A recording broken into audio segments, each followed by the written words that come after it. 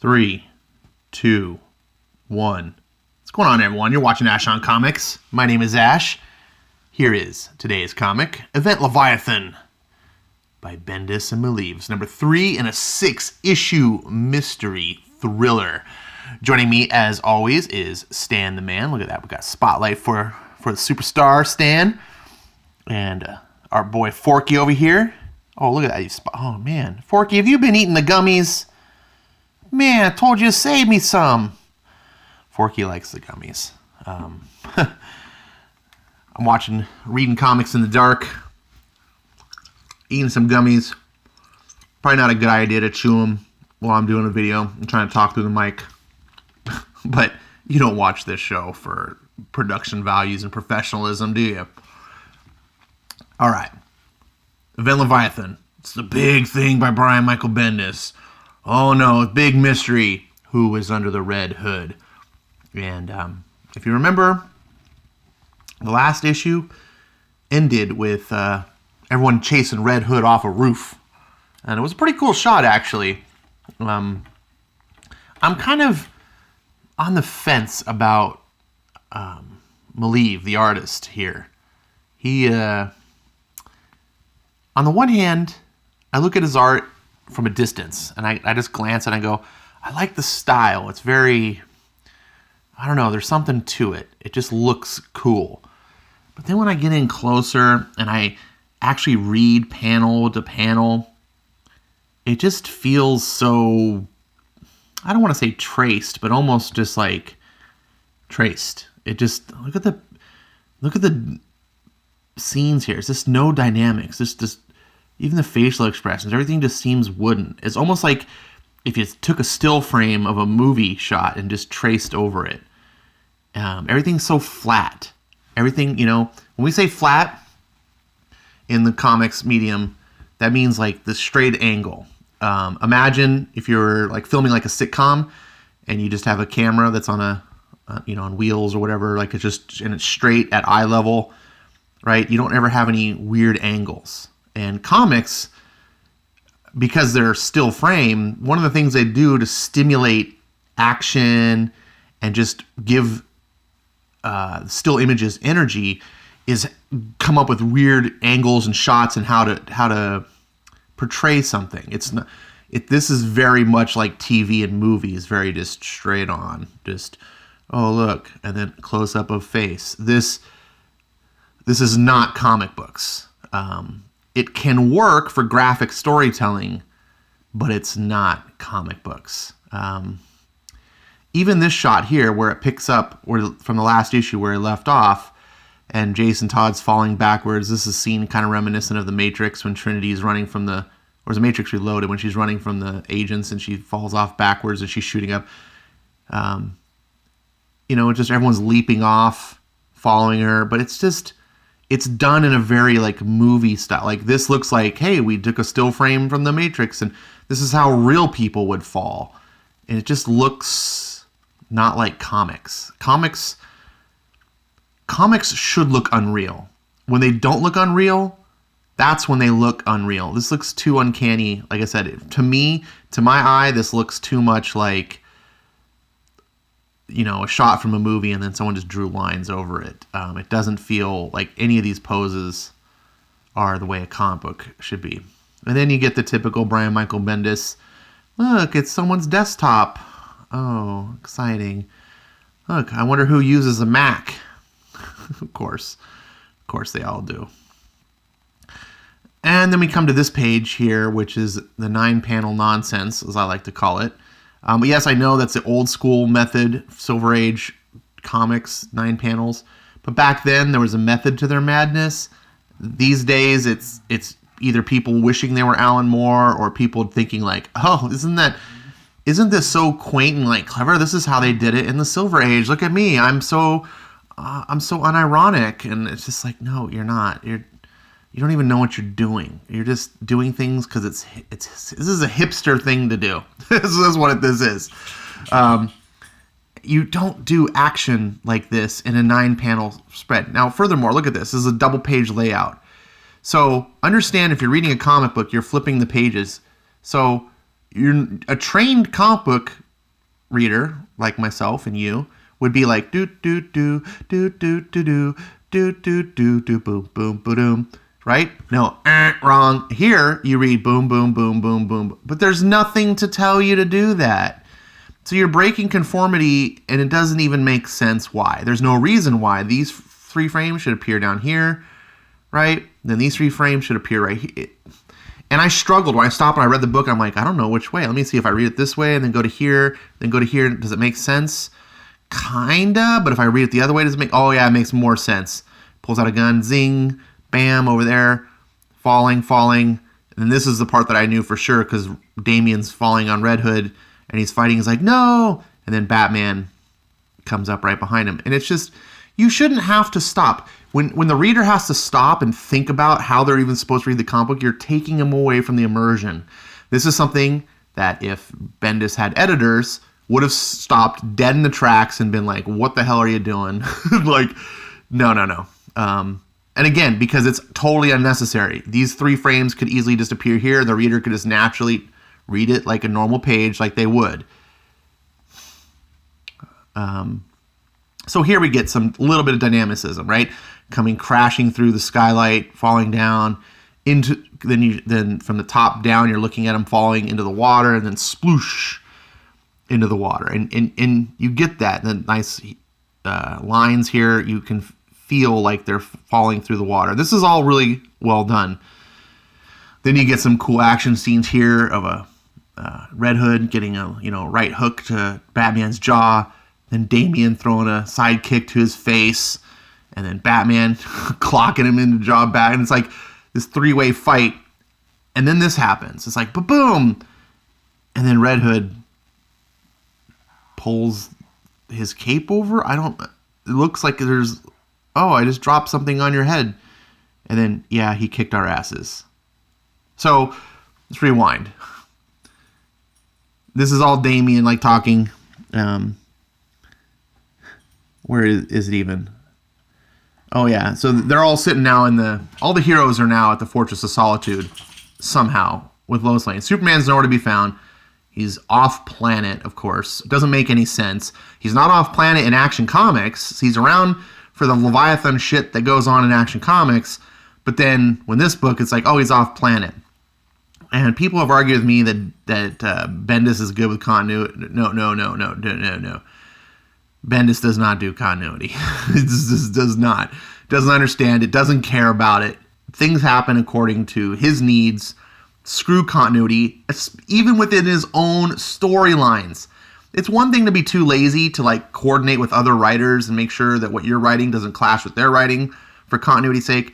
It's another thing that you can't even be bothered in your stories to make things fit together.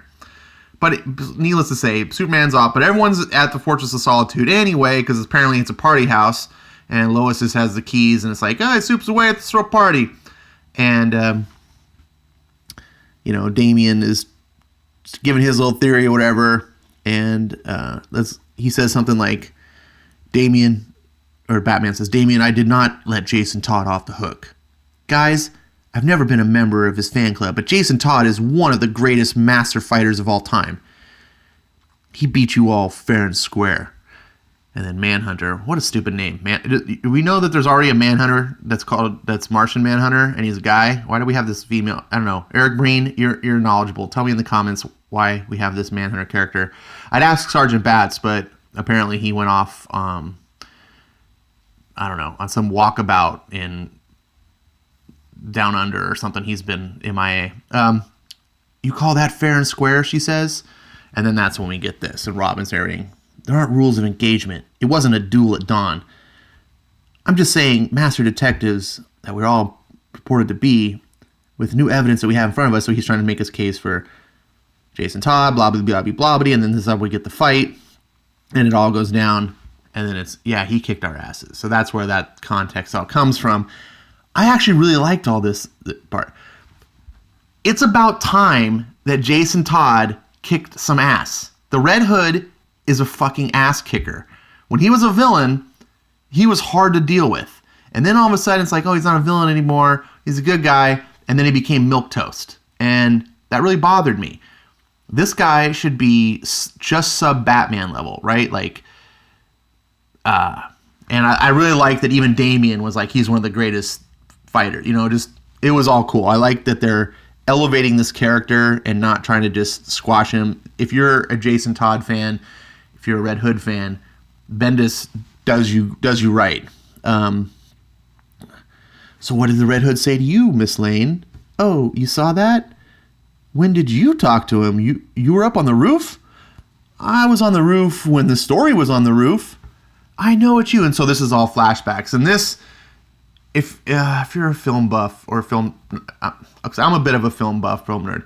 There's a famous Akira Kurosawa film called Rashomon that does this story mechanic that's been copied dozens of times by lesser filmmakers and also writers in other mediums. And the Rashomon thing is, there's a story, and people are retelling the story from their different viewpoints. And it's like, no, that's not what happened. This is what happened. Oh, no, that's not what happened. This is what's happened. And the one guy that's like listening is trying to piece together what the truth is. And there's a bit of a Rashomon technique that Bendis is doing here in this comic book where we're piecing together the story here. So now it's Lois's perspective, and Manhunter's chasing Red Hood, and she jolts him with her light staff thingy. And Red Hood's like, I swear to God, I have no idea who you... And I don't know what he does here. And they're falling, and then crash and things, and he's lands in the dumpster, and he starts pulling his gun out, and she swings her light staffy thing, and he dodges, and then he clocks her in the jaw. Whoa, dude, Jason, don't you know you're not supposed to hit women? Oh my God, you misogynist pig. Ah! And Jason grabs her staff, and so she says, why the spy organizations? Why the governments themselves? Are you asking me hypothetically? If you're not Leviathan, then why are you running? Lois Lane, Daily Planet. Oh, that's right, because she was knocked out. So Lois Lane's now down there. That's her story, right? She was on the roof only when the story was there. Now she's down here. She's wherever she needs to be because she's a super reporter. That's her power. She can just be wherever she needs. I thought I shot that recording device out of your hand. Oh, this is my spare. My spare of my spare. Why run? Why fight your own family? And he pulls a gun on her, and I was like, yes. And she just stares down, and he's like, look at her, she's like, really? That's kind of subtle, like head, like neck forward, just like, and he's like, oh yeah, I'm not going to shoot Lois Lane. It's like, because historically it never really works out for the patsy. Fair point. But why you? Why are you being set up? And I thought that was good too. Like, it was an answer. Why were you running? Because doesn't work out for the patsy. You're right. Like, what's his name that supposedly shot Kennedy? God, I want to say Wilkes Booth. That was Lincoln. It's escaping my mind at the moment, but you guys all know who I'm talking about. Anyways, so all this dialogue, it's really good. This is where Bendis excels, honestly. He can write character dialogue and character interaction really well when he's not trying to be cutesy, funny, hipster, Big Bang Theory nonsense. And this book doesn't contain any of that. This is him doing his attempt at the detective noir story. I don't know why Bendis has many faces. I don't know why he decides to like write Superman and just be all cutesy, funny, tee, Big Bang humor. I don't get it. It doesn't fit. Maybe it fits in Spider-Man, but not in these comics. And he doesn't do it here.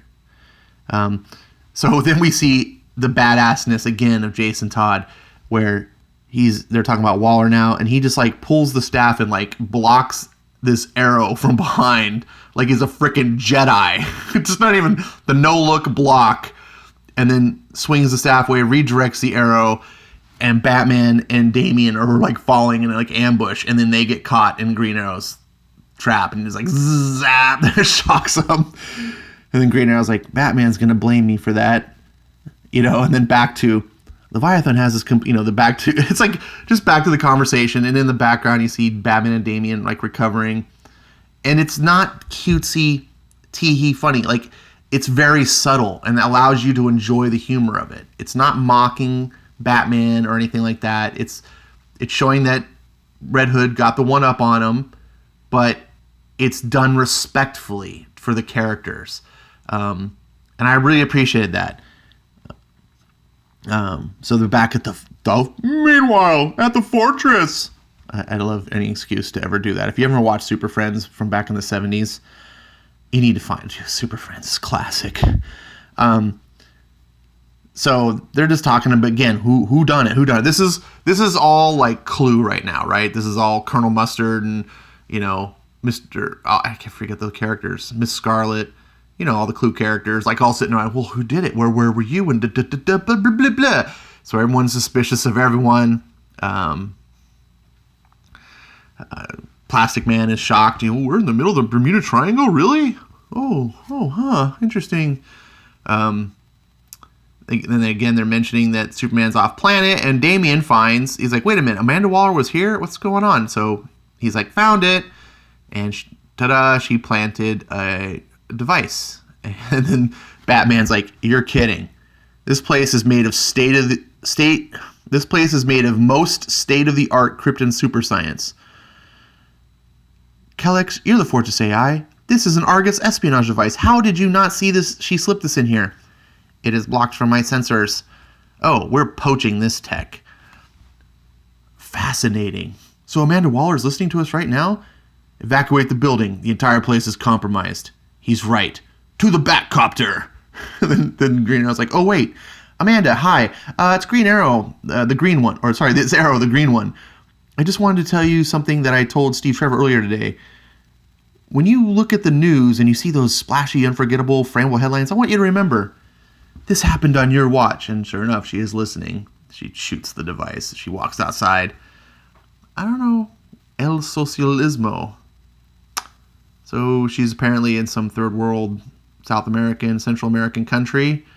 I don't know, it's a play on socialism here, but she gets in the truck, and then all of a sudden, bzzz, something phases in. I know who you are. Bluffy bluffer. No, you don't. I know that tech. Your mask is algorithmically designed specifically to create the perfect amount of fear and leadership confidence. You're a con artist. Amanda, we're all genuinely surprised you haven't taken your own life yet, considering what the world is about to learn about you. That and just, guilt. But some of us asked a very good question that I was hoping you would answer. Have you learned anything from this? I learned I was right. So this is my kidnapping detail? Or your firing squad? Your call.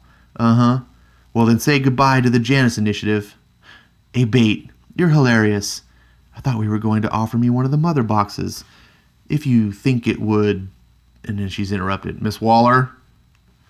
Are these men bothering you? Dun, dun, dun! Look, Superman's not off planet after all. Holy shit. He's always where Bendis needs him to be. Off on the other side of the galaxy, doing his thing, can't be around. Bullshit. I need him in my story, so I just explained earlier in the book why he couldn't be in my story, but now I need him because I didn't plan any of this shit out. I wrote it, pulled it all out of my ass, and now I need Superman, and here he is. Next, Batman versus Superman versus Leviathan. Sunday, Sunday, Sunday. Oh, sorry. This was a good book for the most part. Okay? I have to say, even the parts I make fun of, it's the stupid Bendisisms. I'm probably more harsh on this because Bendis has this tendency to just... he overuses, well, any use of it I think is overused, but the use of Deus Ex Machina, which is essentially, if you're not familiar with Deus Ex Machina is, it's basically pull something out of your ass that you didn't establish in the story to resolve a plot conflict. That's the real layman's term for it. It's like, oh, and then God showed up and saved the day. The end, that sort of thing. Like, it's called Deus Ex Machina. And it's a really, really bad writing mechanic. It happens a lot when writers don't know how to end a story. They use Deus Ex Machina. Deus Ex Machina is easily fixed with rewrites. So you establish God shows up. It's like whatever, you have you pull something out of your ass to save the story. All you do is you rewrite the story, and you throw in building points that lead up to the reason why whatever it was you had come in at the end of your story to save the day or resolve the conflict, you built on that happening earlier in the story, and you write that in. Then, instead of it just being Deus Ex Machina, it actually has foundation. It's part of your plot. It's easily fixed. But writers like Bendis, who I'm quite certain do not do rewrites. I am quite certain his rough drafts are his final drafts. He scripts shit out, boom, boom, boom, boom, boom, fires it off. There you go. He writes sloppy. Now, this is both a criticism and a testament to his skill. You have to be a talented and a skilled writer in order to do that. In order to phone shit in, just to throw your rough drafts, and your rough drafts be good enough to pass as final drafts, you have to have some talent. But it's a criticism because if you're that good, imagine what 2 or 3 rewrites would accomplish in your stories. How much more refined your plots would be. So, this was kind of cool having Superman show up, but at the same time, it's what he does all the time. The last page, dun, dun, dun, someone shows up out of nowhere. And you're just like, why? There's no reason that this happened. To make matters worse, in the Superman books, this will happen, and then you'll read the next issue, and he won't even continue off. Like, it didn't even matter what. You're just like, what? So we'll see if Event Leviathan, this picks up with Superman and what goes on. I'm going to call this good. I was thinking, it's not really average. It's a little bit better than average. Calling it 3 stars would probably be unfair. But I want to give you a caveat. When Man of Steel came out and Bendis first came over, I praised Man of Steel 1, 2, 3, 4, and 5. They were good. You can go back if you're just interested and hear my takes of why Bendis was skilled at what he was doing and all these things. And then he dropped the ball on issue 6. Like, big time. Huge use of Deus Ex Machina. And then I was like, oh man. At that time, I was just kind of disappointed. Then Action Comics and the Superman run started, and I started to see Bendis for what he was. And what Bendis is a guy who baffles you. What I call it baffling you with bullshit. He bedazzles you. He's like a stage magician. He's constantly like, woo, look at all this. And you're like, ooh, I'm all impressed at all this stage trickery and all this stuff. And then he just sort of like, pulls the curtain away or pulls the cloak away, and the thing has disappeared, and you're just like, oh yay, it's amazing what you did. But nothing really happened. You just were bedazzled with, stage presence and all that stuff. That's what he is on the comics page. He bedazzles. You're like, oh, I'm enjoying this read. I'm enjoying this dialogue. This is kind of cool how the characters are interacting. It's all fun. He's kind of witty. He's got a way with words, for sure. When he's not, like I said, when he's not trying to be totally hipster and cool and he's just trying to write a good story like here, he can write good dialogue. He understands how scenes should transition, how to pace a story. He's got skills. I recognize this. But in the end, every single time when it comes time for the payoff and to deliver, he can't close the deal. One of my favorite books of the past, before I got really back and started buying books, I was had a Marvel Unlimited subscription, and I was reading the infamous Iron Man series that he was doing, where Dr. Doom had taken over and become the new Iron Man, because I love Dr. Doom, and I didn't have any prejudice towards Bendis at that time. I just knew Bendis had a good reputation as a good writer. I was like, oh, okay, Brian Michael Bendis, that guy who wrote Daredevil, everyone loved. Okay, he's writing this, and Dr. Doom, great. And I liked the story. It was great. I was really enjoying it. It took a while for me to get through it because the Unlimited didn't have every issue. It took them time to finally get the issues out. And then the very last issue, dropped the ball completely. It was like a bunch of bullshit, and it's like the end. You're just like, what? And that's why I say he just blabbers on, and you're just like all impressed as you're reading it. And then when it's over, you realize, oh, well, nothing really actually happened. It was just scenes. He doesn't understand how to craft an actual story. He knows how to write that. So he would be a really good person to collaborate with, a strong person, like a plot, with a good plot outline, beginning, middle, and end. and he just was like the scripter. It's like, hey, I got this story. Here's the outline of the story. You script it now. I think Bendis could do a great job at that. But he can't do the actual writing part, which is constructing the 3 acts, beginning, middle, and end, and the ending being the most important. So that caveat, which is extremely long-winded, goes with this book. Understand, I'm going to give this probably 4 stars right now, but issue 6 could just all blow up in our faces. And part of me is kind of betting that it will. But hey, so far, gotta call him as I see him.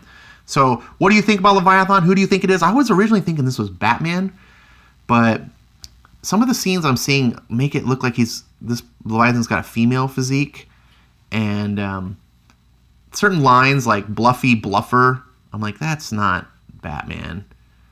Of course, it could be with Bendis. You never know. Bendis writes bizarro shit, doesn't? And then it would be Batman, and I'd be like, well, that doesn't make sense. But Batman was my original theory. I still kind of think it is, but now I feel like maybe I was misled. What could it be? I don't know. Tell me what your suspicions are. Batman's still my best guess, so I want to hear what you guys think. If you're reading the story, if you like it, what your theories are. And for Ash on Comics, I'm Ash. This is Stan the Man. This is Forky. They're in the dark. We're all in the dark when it comes to this story, right? Am I right? All right. See you next time.